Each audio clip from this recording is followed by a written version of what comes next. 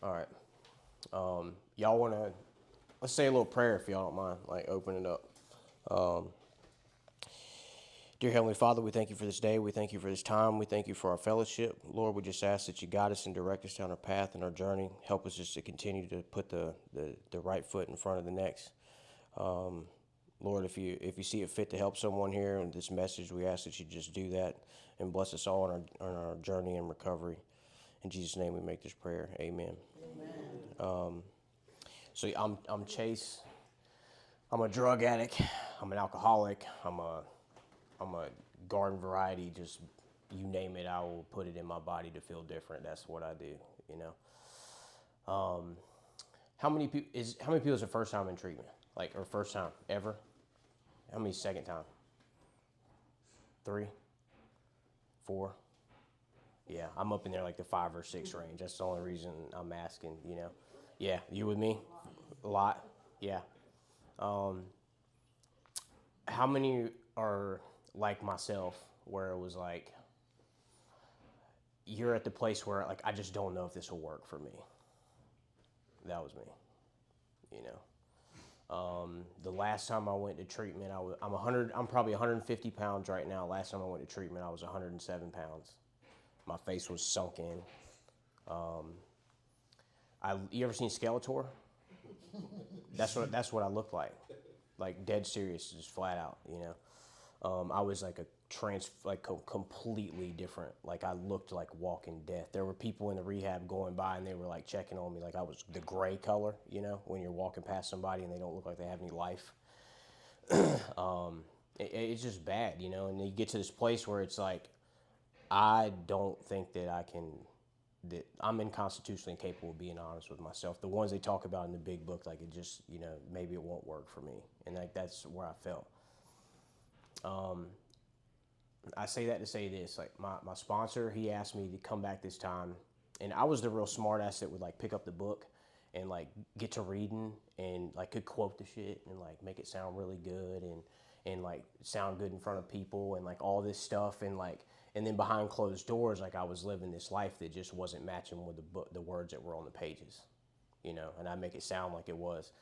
And then you get this thing that's like this God consciousness inside of you, and then when like that starts developing, you know you feel sick inside when that's not, those two things aren't matching up, you know. And like sooner or later that catches up with you, and before you know it, the only alternative I know to do to fix that ill sick feeling inside of me is to drink, drug, or like go after a woman, or like get some money and pile it inside, and I fill this hole that's a God-sized hole, and I don't know what to do with it except fill it with drugs, you know. And that has been like the story over and over and over again, like for my entire life. So my sobriety date now is January 4th, 2023. So I just got like over 2 years. It's the longest period of sobriety that I've had.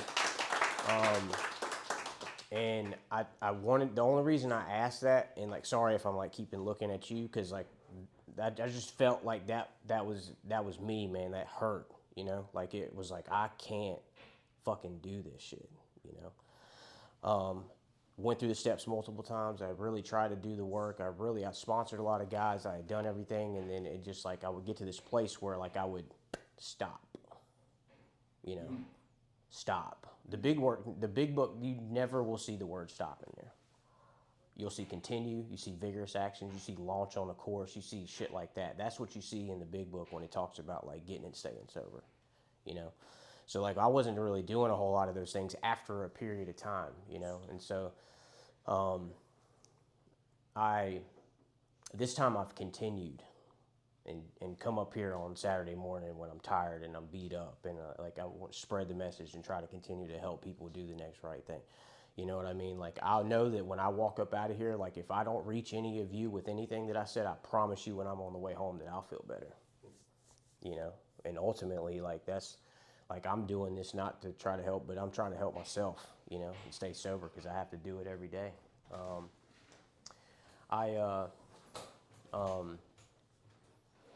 I'm not going to give you the huge drunkalog. I think we all know how to like, you know.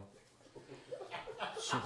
You want to be in the camera? Come on. Somebody else get in the camera too. We got a little turtle. I was going to come in the back, and I was like, either way, I'm going to, like, literally Right? Hey, come on, help me out here. But I mean, everybody knows how to like get high and get drunk, right? Like we're good at that. Like, we know how to do that. Okay, so I'll give you I'll qualify myself kind of briefly, but I want to talk about more like when I get into the steps and then the reasons that I failed, and then the difference between this time, like why my life has changed actually working the 12 steps. Hell You know, and when and I want to give you some cool God moments that I've had. You know, like if you're questioning God and you question whether He's a real thing, or if you don't know, I promise you, by the time you get to 12 and you continue doing that stuff, that you will be able to see God working in your life if you open your eyes up and look for Him. That's a fact, you know. But I wasn't the guy that had a bad upbringing or reasons to get high. A lot of people come from certain situations where they point the finger and blame, and it's like, I was doing this, and if you had my life, then you would get high. If you had this life, then you would get drunk, and that's not my story, you know. I was diagnosed with type 1 diabetes when I was 4. So I use that as an excuse a lot of times to make myself different, you know. When I was 8, my parents divorced. When they divorced, that was a tough situation to deal with. And I didn't drink or use drugs ever one time until I was 17 years old. So I didn't start doing anything really out of the ordinary that any other, you know, kid would do. Now, first time I ever drank, smoked weed, or did cocaine was with my dad, which is weird, right? That just that's strange. My dad was also my hero, so I get this real weird kind of I'm doing cocaine with my hero, and like smoking and drinking with him, and then I'm like selling my dad drugs and weird stuff, you know what I mean? When I started, I knew there was something different, you know? Like I would start, and then at the beginning it was kind of like I could pump the brakes, pump the brakes, pump the brakes, and then it developed into this thing where there was no brakes, and then it was like 3 weeks later I was in some hotel room somewhere doing whatever the hell I was doing, you know what I mean? And so like before you come into a place that teaches you about the 12 steps and what you suffer from in step 1, you just think you're just fucked up in the head, you know? You're just like, I don't know what I'm doing or why I'm doing this, and I have no reason, or I don't understand it, so like I'm just going to continue doing what I'm doing because I'm different, you know?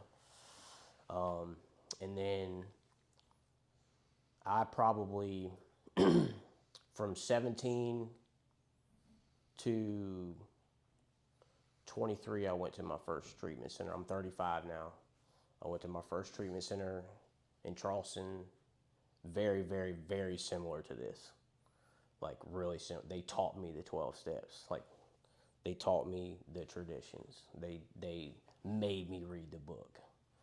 Like 164. And I would skip all this stuff at the asterisks at the bottom, and then the guy be in the front going, so what did it say about the spiritual experience? And I'd be like, I don't fucking know. And he's like, you're not following directions. And I'd be like, fuck this place.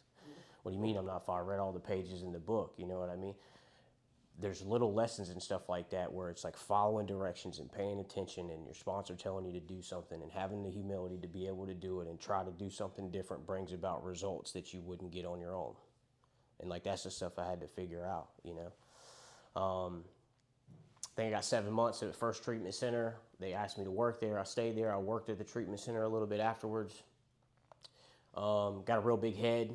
I'm walking around with a big book, teaching it to people at the treatment center that I just came through. So I'm like, you know, Mr. Hotshot at the treatment center type shit. Like that kind of got me sick, and ultimately that caused me to, I don't want to say caused me to relapse. That's my own doing, you know, but that helped feed like my first relapse.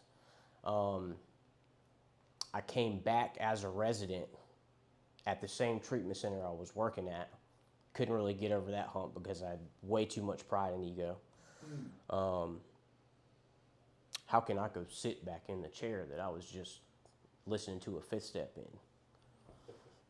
Me, the guy that was just teaching class on the board type shit, you know what I mean? Asked to leave you're not bringing the message that you were bringing. You're not bringing the humility that you were bringing. You're not really bringing anything to the table that's helping people get and stay sober. We're going to ask you to get the hell out of here, you know.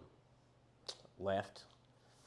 Now before that, I'd been to other places. You know, let's go 30 days here. Let's talk about acupuncture and horseback riding and like music therapy and shit like that. You know what I mean? And I got this music going on in my ears that's telling me, just one more, I can get around this. Maybe this time I won't end up doing this, and I won't end up at the Motel 6 on Ashley Phosphate, and I won't end up in West, you know, up underneath the bridge eating out of trash cans, you know, like but I can manage and control my use, and they're over there playing music therapy and shit, you know, and I got this music going on inside my head, and that would never last, you know. I go to the detox center, way too cool to look at the book. I didn't want to read it. I didn't want to talk to the people after they were coming in to bring the message. I would go straight back to my room. I would sit back down in the chairs, and I would do nothing different. Get the same result. Getting high and getting drunk. That's all I did, you know. Then when I went to this treatment center, I remember like it was yesterday. I pulled up. I'm 108 pounds. I pull in the driveway. Everybody comes running outside. They're welcoming me. They're like, hey, man, what's going on? Let me get your bags and bring it in. And I'm like, yo, what are these people doing? Like, they're all excited for me to be here. Like, I don't want to be here, you know? And they all sit in there just like this, sit in a room. They sit me in a couch. They sit me up front. And I got this old guy, and he's sitting in the office desk up front, and he sits back. And he puts his feet up on the table like this, and he's smoking a Marlboro Red in the house. And I'm like, where the fuck am I at? Like, treatment? Like, dude, I need help. You know what I mean? And he asked me 3 questions. He was like, you know, have you ever? He said, I'm gonna ask you something. He said, have you ever drank or used drugs and then had trouble stopping? I was like, what? Like, every time I put something in my body, dude, I had no idea what's going to take place, you know? And he was like, have you ever tried to control the amount that you take and you couldn't stay stopped? And I was like, yeah, every time I do, that's what happens, you know? Then he asked me a question. He said, do you know why? And I started crying.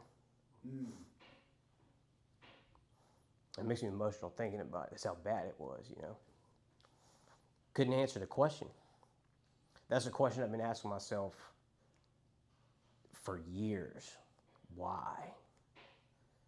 I'm a good kid, man. I had a 3.7 GPA graduating high school, full-blown golf scholarship to go play at Coastal Carolina. You know, half academic, half couldn't stop putting needles in my arm. You know, couldn't stop snorting stuff in my nose. I couldn't stop. How do I stop? You know. Now, when I started crying, they started cheering. And so I'm tripping. I'm like, yo, this is, why are they excited about this? This is sad. Like, poor me, I'm the victim here. Like, somebody come give me a hug, you know, like anything. They were screaming and cheering because they were going to teach me that stuff on the wall that was going to change my life. You know. And to this day, sometimes I don't want to do it. Like, there's this piece of me sometimes when I get kind of sick, I'm like, yeah, I don't want to do that stuff today. I want to drive to Florence. You know, it's Saturday morning, my dad's at my house. He's wanting to go fishing today. That's all I do is fish. I obsessively go fishing. That's like what I do, you know. But I've done that in the past. I don't want the options of doing that, you know, pushing AA aside and making other things priorities. It's just something I don't want to do, you know. Now, I went through that treatment center, and like I learned about myself. Like, I really learned why I did what I did, and like I really loved it, and I really got on fire for the stuff, you know. And then I did. You read about the boy whistling in the dark, you know. Inwards, he's just dying to have a couple of drinks. That's me working at a treatment center, you know. And left and got asked to leave and or relapsed and asked to leave. Went to several more treatment centers. Came back, and this time I think my sponsor spoke down here. Lee has come down here several times. And he asked me to do something different this time. He was like, what I want you to do is take the book that you've read 12 different times, and I want you to highlight everything that you weren't doing.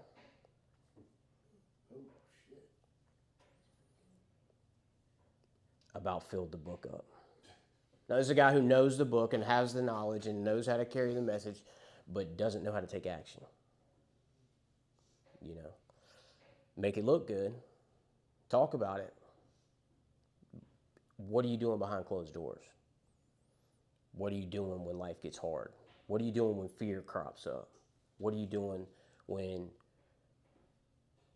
you feel that it going on inside of your gut and you're faced with the option of like, well, I could probably call and say I need to do an inventory, or I could probably call and do a 10-step. I could probably call and do something that will get me out of this, but yeah, I got tomorrow.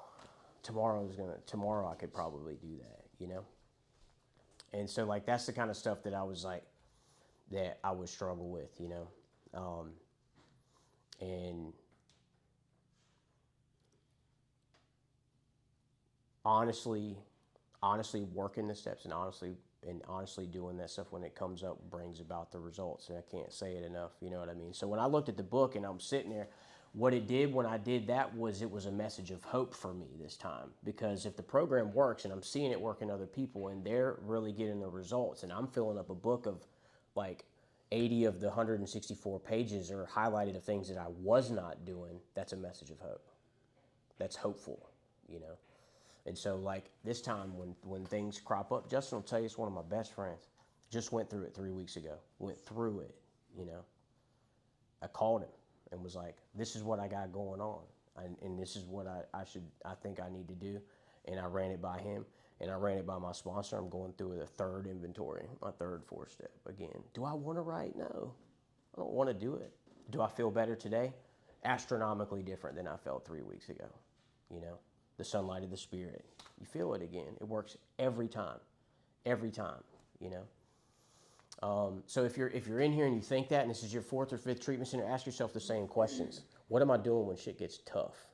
When it gets real? Do I give up? Do I just push all the paper back into the middle of the table? Do I not want to do what I know I need to be doing? Do I just want to, like, by osmosis, just hopefully God, like, brings about recovery when I'm just sitting here on my behind doing nothing? I promise you the answer to that question is no. It's not going to work, you know? My experience shows me that the only thing that quiets the noise inside of my head when things get tough in my head is to go back to step 1, go back to there is a God, go back to really understanding how much I need him, going back to turning my will and my life over to that God, finding the patterns that are making me feel this way, and then talking to him with another man, working on these things that are in front of my face on paper, going to making these amends, and then balancing 10, 11, 12. I'm going about my life, you know. Step 1 tells me, my experience, what it's taught me is if I act on a lie, I'm going to run into the truth. That means if I believe that after a period of time that I'm not going to go back and get high and to get drunk again, just because I've got 2 years, I promise you I'll go get high and get drunk again. And if I think that that's the truth, then I'm going to run into the lie. Think about it for a second, you know. If I act on a lie, I run into the truth. The truth is that I will always, as soon as I put it in my body, I will never understand where I'm going to go. I'm going to probably end up in a trap house. I'm probably going to get arrested. I'm most likely going to overdose multiple different times. Somebody's probably pulling me out of a stretcher out of the Motel 6, and I'm probably going to be chained up to the handcuffs to the hospital bed with cops sitting around me. But my brain will tell me that's not going to happen this time. That's the disease. What is it about myself that mounds and mounds and mounds of experience to show me this is what takes place, and my head tells me it's not going to happen.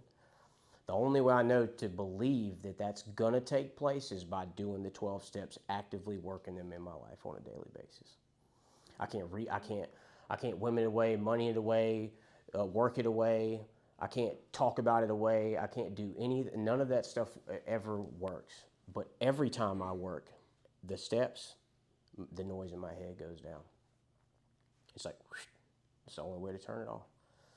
Now, if you want to go test the waters and whatever, maybe you don't have what I have, and I don't know if that's the case for you, but I'm willing to bet if you're sitting in a place like this, you probably got what I got. And if you have what I have, you probably have to do what I do. I just don't know any other way to tell it to you, you know.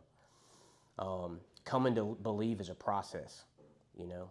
Like, there's a lot of men that have, like, put me in my life to, like, really help me understand that there is a God. And then by working the steps, he's put people in my life that, like, have really opened up my eyes to a higher power, and I didn't really even know I wanted any of that. I didn't know I wanted to go to church. I didn't know I wanted to pray, open up and have a prayer with people I don't even know in a room full of people, with strangers and stuff like that. No, but that was on my heart. Like, I listened to what God's telling me to do today, you know, like that. And I felt like I needed to do that. I had a guy, I want to tell you a story. I was like a year and a half sober. I'm living in an Oxford house, and I get a phone call like 2 o'clock in the morning, and a guy says that he wants that his girlfriend of 3 years had just overdosed and passed away, and he is at an Oxford house, and he's about 30 days sober, and they wanted me to come over there and try to talk to the guy before he went and, you know, burned his life to the ground. So I drive over there. It doesn't work. I can't reach him. It's not always my job to, you know, I stayed sober. Talked to the guys in my house, and the guys were willing that we bent the rules a little bit and said that if he could get 3 days sober, we'd let him in our house. And about a week goes by, I get a text message, and it says the number 1. That's all it says. And I asked him, I said, does that mean you have 1 day sober? He said, yes. And then second day I got the number 2, and the third day I got the number 3. And so I went and picked him up off of Rivers Avenue, which is like the hood in Charleston, you know, and brought him to the house. We would sit on the front porch, man, till 3, 4 o'clock in the morning. We would just talk and share stories, and he would tell me about, he would cry, man. He would sit there and he'd be on the front porch, and he would bawl crying about this girl, you know, why it wasn't him, and how did she end up doing it, like what, you know, why. I would just listen most of the time, you know. In the middle of this one night, it was literally, it's 3 o'clock in the morning, and he's, you know, having one of his episodes where he's struggling with it, and he stops crying, he wipes his tears on his face, and he looks at me, and he looks over like this, and he goes, but maybe I'm here to save your life. And I was like, that's some weird shit to say. When you're going through it, I'm okay. And you're saying you're here to save my life. And I couldn't wrap my head around it then, you know. 2 weeks later, I get high. 2 weeks later, I'm getting high, running around chasing some girl, trying to play Captain, you know, I'm not going to say it, but, you know, Captain Save-A-Ho. And I pull up in the Walmart parking lot. I'm literally trying to help somebody, and I end up shooting ice right there in the Waffle House parking lot. Not expecting, I want to do it, you know. Been sober for like 15 months at this time, you know. Now he's at the house, and he's just, you know, what happened to the dude that was my wingman, and what's going on, and blah, blah, blah. Now remember what he said. So I would do stuff, man, I was trying to get away from him. I would be in the middle of like nowhere, and he would call me, and he would be walking in the trap house. And I'm like, dude, you can't be here, dog. Like, this isn't good, you know? He would come in, and he would try to 12 set me in the trap house. And then it would literally, he would follow me around, right? I overdose, and this is not, I'm just telling you this because when I say there's God, when there's a God, and will put people in your life for a reason. And some of them are probably sitting in here when you look around. He's probably placed some of these people in your life for a reason. And you're probably sitting in this room with some of these people in here for a reason. And you're probably, this isn't a coincidence. I promise you, there's somebody in here that you're gonna move through life with, you know. Take advantage of it. I'm telling you, because you don't know when it's gonna go. Take advantage of it. When there was a time I overdosed 7 times in 10 days in that stretch. One of the times, I was in the middle of anybody know Charleston at the Tanger Outlet Mall? You know how big it is in the parking lot? You know, you pull in parking places where it's like, oh, this looks like a slick spot because there's all kind of cars around. I think I'll get high here and nobody be paying attention to me. You know that move? That's the move I pulled. I pull in there, and I sit there, and go out. Boom. I wake up, he's in my car. Narcan running down my face, you know? Now, that was like the 5th time, and I looked at him, and he says, Chase, dude, I don't know how many other times I'm going to be able to be here to save you. Now, this is a dude, like, 2 months ago was telling me, I'm here to save your life, you know? The next day, we're at a mutual friend of ours' house. We're sitting there, and he leaves. And he would do some weird stuff like just disappear out of nowhere. He would always just, where's Beasley? You know, and he'd be gone doing something, wouldn't say nothing to nobody, just real secretive about what he was always doing. And he left, and I was like, this is my opportunity. He's not following me around somewhere I could like, go get high in peace, you know? How sick does that sound, high in peace? Like, that's what I'm thinking, you know? And so, like, I literally jump in my car, and then as I'm backing out of the driveway, he blocks me in the end of the driveway.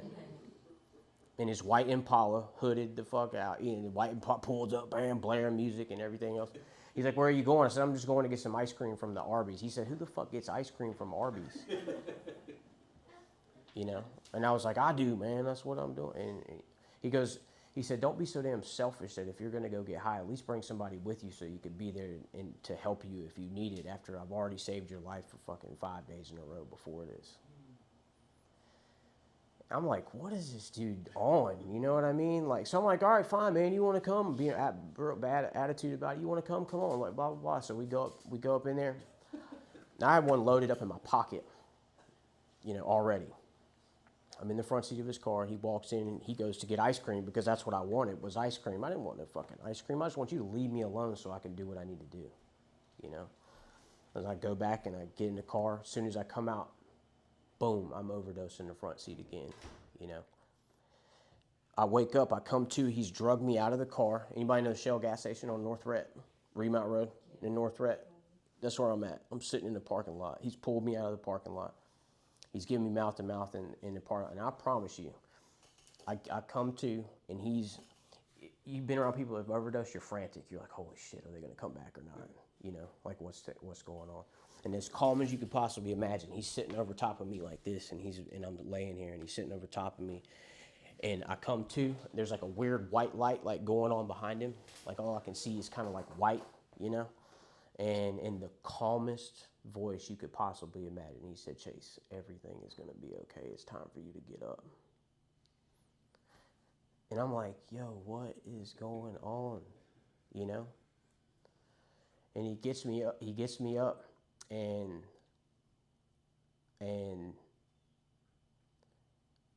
we're playing this song. It's called like Came to Believe. He was a big time Christian, and he was just playing. I'm crying in the front seat, and I can't get it, you know? I can't make it happen, you know? And he's sitting there in the front seat, and we're listening to the song, and I listen to it occasionally every once in a while. And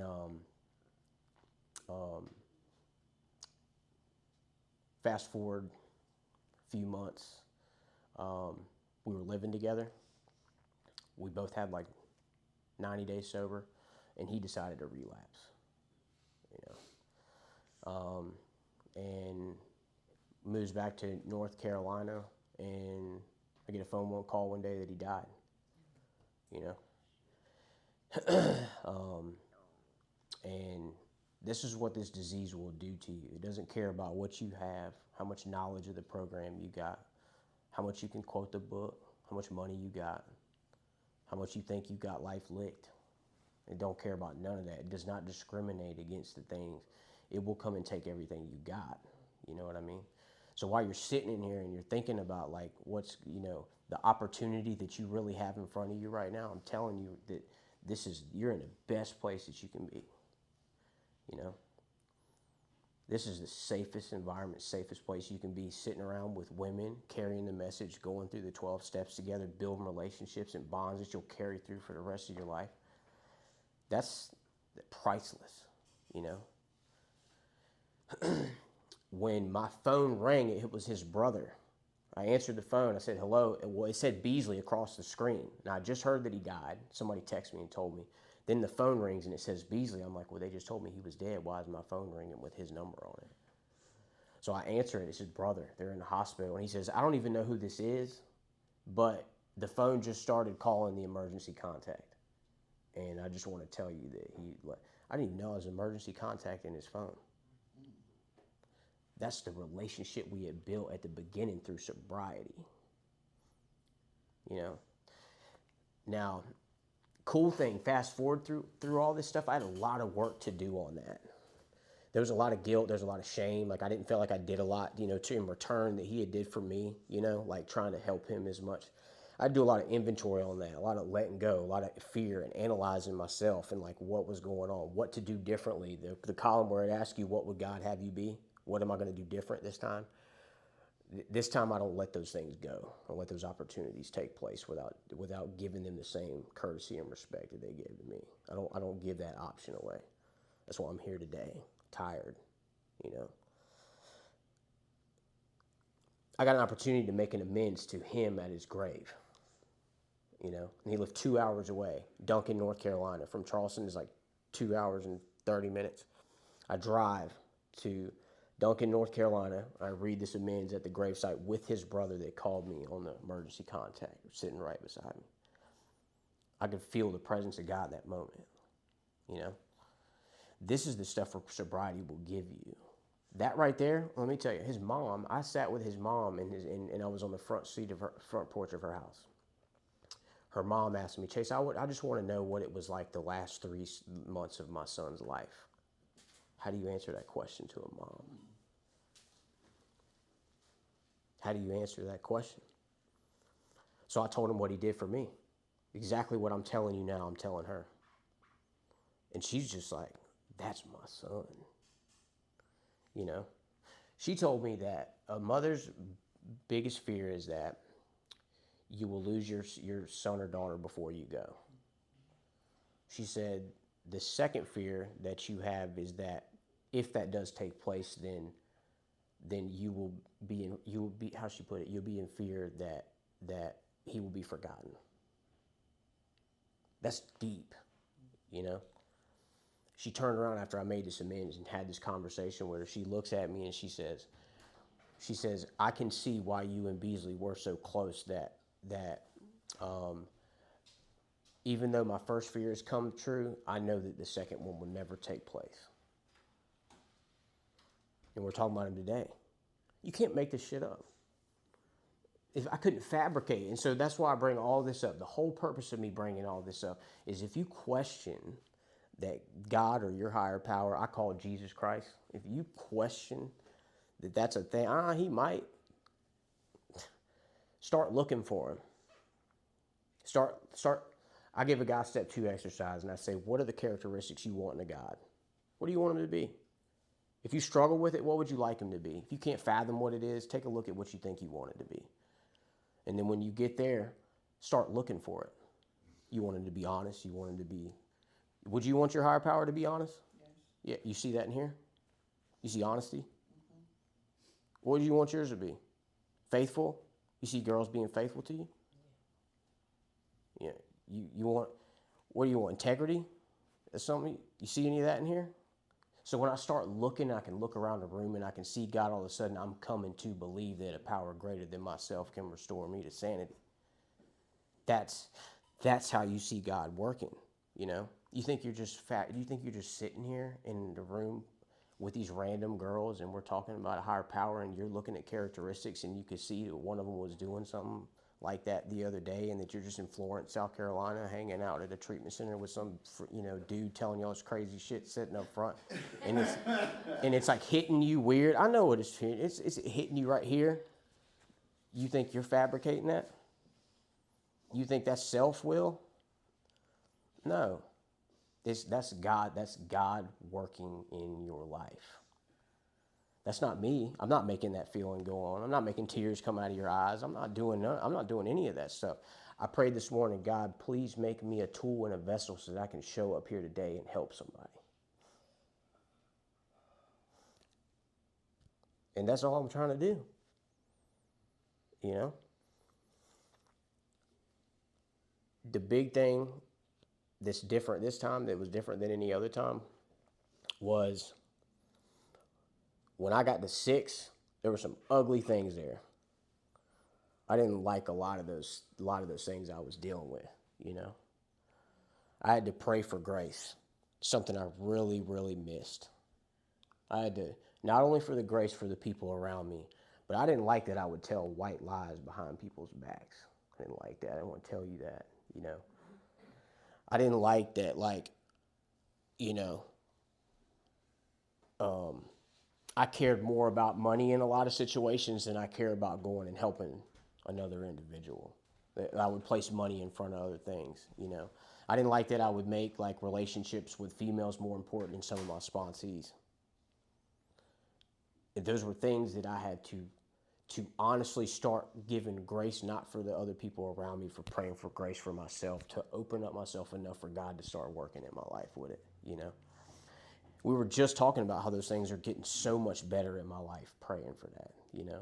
Like that, those things don't have a grip on me anymore. Like the things that cause me to do selfish things or lie or steal or manipulate or have these strongholds on me. Like when I really seek a relationship with God and actively go to church and actively call guys and actively get on my knees in the morning and actively spend time with Him, my life changed. I did the same things that I did, but I sought God. Like I sought God, you know. I didn't act like I was seeking God. I sought Him. I went after Him like the desperation of a drowning man. That's what the book talks about. The book talks about, like, you think about that. You're drowning. And your head can't come up out of the water. And your life, you got rocks and shit tied to, ropes and boulders that are holding you down. And you're trying for the dear life to get to the top to seek God because you're going to die. That's what we're up against. And so desperation of a drowning man is a serious thing. I don't want to die. Do y'all want to die? Fuck no. You got things to live for. You got families to be there for. You got messages to spread. You got messages to carry. You got girls that have been in your life that are going to come and be there for you. Some of you got parents. Some of you got kids. Some of you got things to do out here, you know? And I think that you're going to be able to do it if you seek God and do this thing for real, you know. Balancing 10, 11, and 12 was the next one, you know. Actively doing 6 and 7, and then like when things crop up, the book gives me like specific instructions. When, that means now. That don't mean sweep it under the rug. And like this rug, my disease always thinks there's room underneath it. And put something under there. Oh, we're good. Somebody does something to me. Yeah, shove it under there. Somebody says a lie to pisses me off at work. Yeah, I still got room. The problem is I never know how much room is left. I always think there's room. That's what my disease will do to me. And then as soon as it erupts and it opens up, this vicious cycle continues. The idea of drinking will become a necessity. I will have to go do this to stop the noise in my head. I will not stop until I am stopped. And if I'm lucky, I'll get another opportunity to sit in here. if I'm lucky, you know. So when they come up, when fear comes up, when I start looking at these things, like when, now, that means today, you know, that means this second. Where am I selfish, self-seeking, dishonest, and afraid? You know, do I owe an amends? If I do, I make it. I don't dodge my creditors. And the book's real, you know. How many financial amends you ever made? So this is hopeful, right? This is hope. I didn't either. Never made one. So the book tells me I don't dodge my creditors. If I do, I'm in trouble. This is hope. See where I'm going with this? I looked through the book and I found all kinds of things that I wasn't doing. And I started doing them. And guess what the book that also says? You know, we will find conviviality, peace, serenity. You know, look at the world from a different angle. You know, is it half empty or is it half full? I'm going to have an outlet to deal with these things that are going on in my life. If I use the tools that are there, the spiritual experience takes place. I will view life from a different angle. The cool thing about that what sobriety does, right, is like I can sit here and you put this phone in between me and you put it right there. And that's the problem. Whatever you got going on in your life between me and you, my phone is the problem. I don't know what it is, but I know you got them. I got them. The problem is I'm sitting at 6 o'clock. By actively working the 12 steps, what God is going to do is he's going to pick me up and he's going to move me from 6 and he's going to take me to 9. What happened to the problem? Nothing. The problem's still the problem. But God has picked me up and he's allowed to take me to 6. He's moved me to 9 and he's allowed me to look at it from a completely different angle. That's what the program does. My boss still an asshole. Girlfriend still gets on my nerves. The baby still drives me nuts. The baby gets up at 3 in the morning and he's headbutting the headboard the other morning. Headbutting, 3 in the morning. Still getting on my nerve. The money's still not enough. The car still has a payment. I don't look at them as issues today. They're opportunities of growth. They're opportunities for change. They're opportunities to get better. They're different. It's all how I look at it, man. You know, if I see the phone and the issue is always problems in my life and I don't do anything about them, sooner or later I'm going to use about that phone. I don't care what the phone's doing. I'm going to get high about it, you know. And so the whole purpose I really wanted to tell y'all, man, and like going through this is everybody knows how to get drunk and get high. Seek God. Like get busy with God. Get busy with doing the work. Get busy with getting real with your friends, man. When y'all are sitting in here and y'all got something going on versus sitting in the couch or sitting in your room and just like letting it fester and eat up, man. Try and see what happens when you do what the book tells you to do about it. I really think that your life will change. I'm the dude that was sitting in the rehab for the 8th time. Donovan will tell you, we were just talking in the parking lot. You ready to get sober? And I'd be like, I don't know. You know? Call 2 weeks later. You ready to get sober? Maybe. You know, think about it. You know? And like all the things that, I know the program that they teach in here. I know the program they teach at the places that I've been, you know? It's the same exact recipe in the program that's changed my life is what's going on in here. I'm not making none of this stuff up. I didn't write the book. I didn't fabricate none of this stuff. If you earnestly take the pages that are from the very beginning to the preface through the first 164, and you make the words on the page come to life in your own life, your life will change. I promise you. You know. That's all I got to share with you. You know.